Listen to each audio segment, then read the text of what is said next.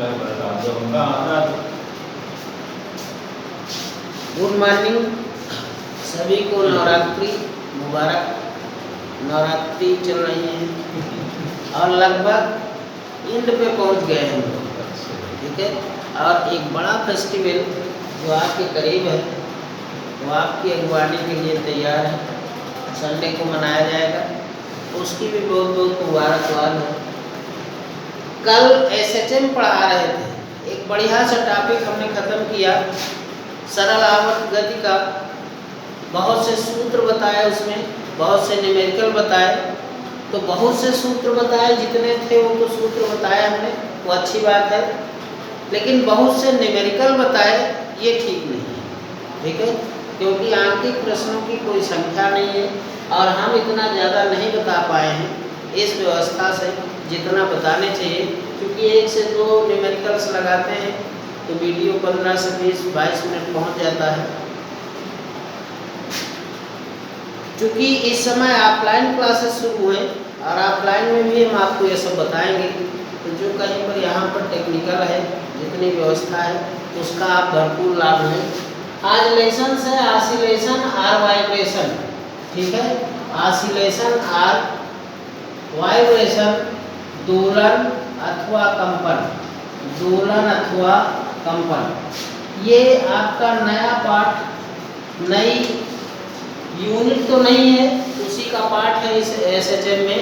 तो एक नई शुरुआत करने जा रहे हैं, बढ़िया ध्यान से सुनिएगा।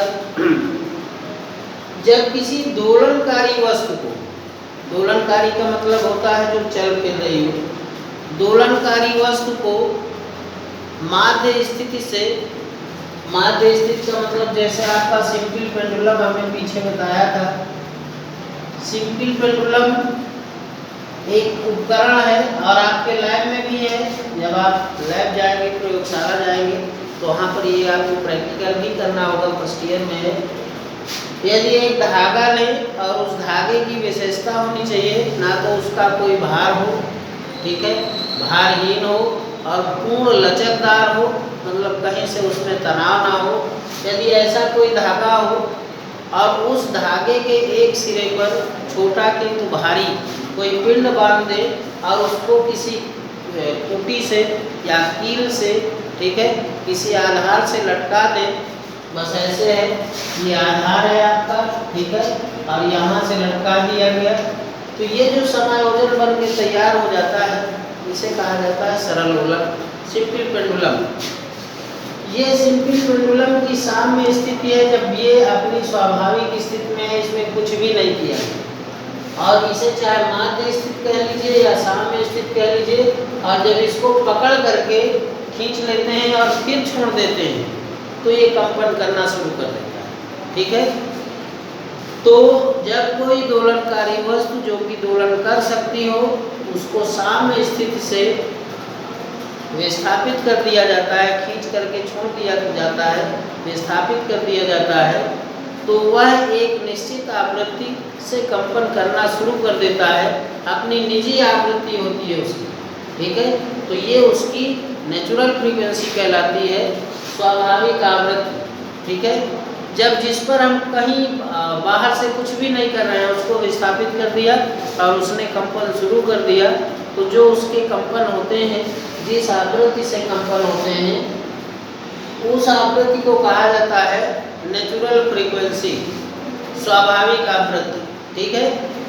सरल लोलक के जो कंपन होते हैं, सिंपल पेंडुलम, इसके जो कंपन वाइब्रेशंस होते हैं, वो आपके स्वाभाविक आवृत्ति से ही होते हैं, ठीक है।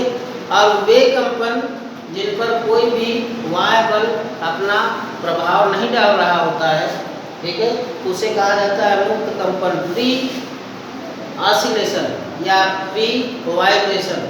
जिन पर कोई भी वायु बल अपना प्रभाव नहीं डालता है, उन्हें कहा जाता है फ्री ऑसिलेशंस या फ्री वाइब्रेशंस, ठीक है।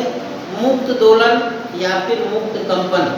सरल लोलक के जो कंपन होते हैं वो स्वाभाविक आवृत्ति से होते हैं और ये कंपन मुक्त कंपन ही होते हैं, ठीक है। अगला टॉपिक, अगली हेडिंग्स या अगला आर्टिकल है अवमंदन अथवा अवमंदन तथा अवमंदित दोलन। जब कोई वस्तु वायु अथवा अन्य किसी माध्यम में दोलन करती है तो वस्तु की गति के विरुद्ध कोई अवरोधी बल काम करता है। किसी भी माध्यम में जब वस्तु कंपन करती है तो जैसे वो कंपन करती है तो उसके विपरीत दिशा में एक बल लगा करता है, अवरोधी बल, और इस अवरोधी बल के विपक्ष में हमको कुछ कार्य करना पड़ता है जिससे हमारी ऊर्जा का नुकसान होता है। ठीक है, जब कार्य करेंगे जाहिर सी बात है कि कार्य होगा तो ऊर्जा गेन होगी या तो लॉस होगी, लॉस ही होती है। तो अवरोधी बल के विरुद्ध कुछ कार्य करना पड़ता है।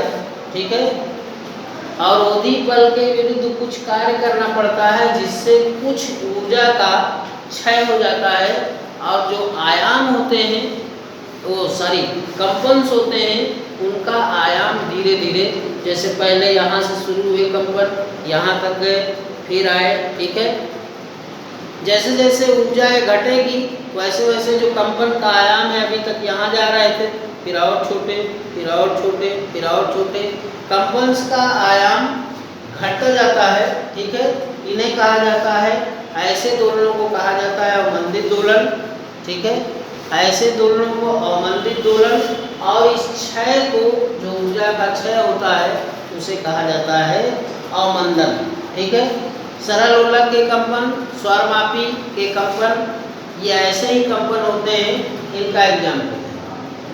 अगला है प्रणोदित दोलन अथवा कंपन।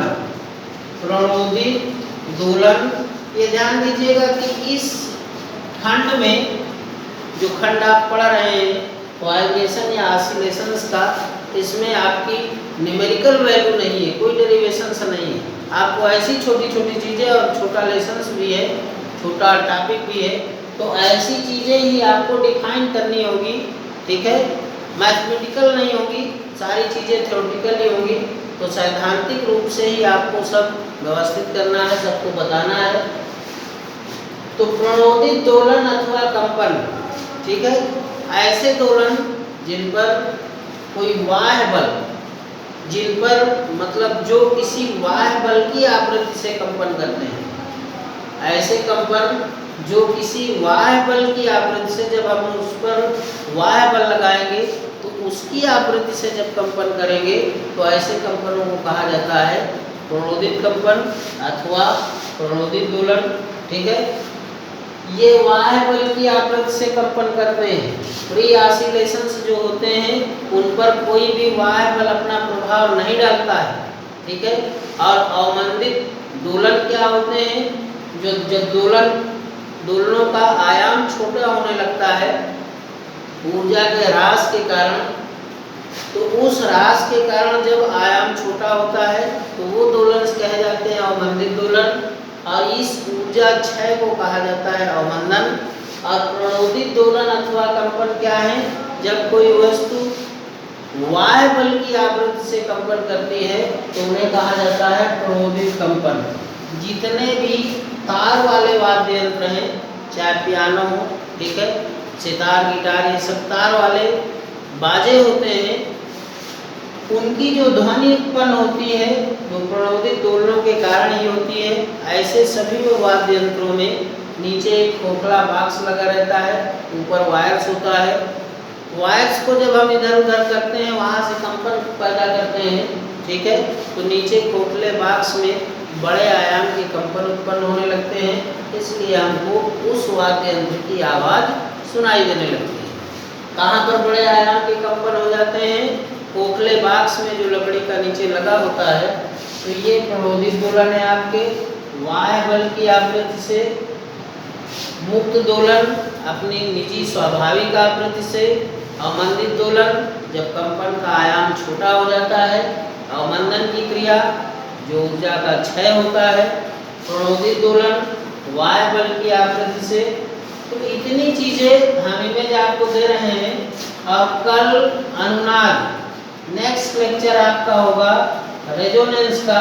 जाइएगा नहीं कहीं, बहुत अच्छा लेसन है, पढ़िएगा जरूर, ठीक है, सुनिएगा जरूर। अनुनाद की घटनाओं के कुछ ऐसे व्यवहारिक उदाहरण हम बताएंगे जिससे आपको जानकारी तो फिजिक्स की होनी ही है, मन भी आपका प्रफुल्लित होगा जब हम अपने लेक्चर्स देंगे। रेजोनेंस से संबंधित अनुनाद क्या है, ये घटना कहाँ होती है, इसके एग्जाम्पल्स कैसे हैं, तो आपको निश्चित रूप से बहुत बहुत बढ़िया लगेगा। बड़े त्यौहार दशहरा की और नवरात्रि के साथ बहुत बहुत बधाई।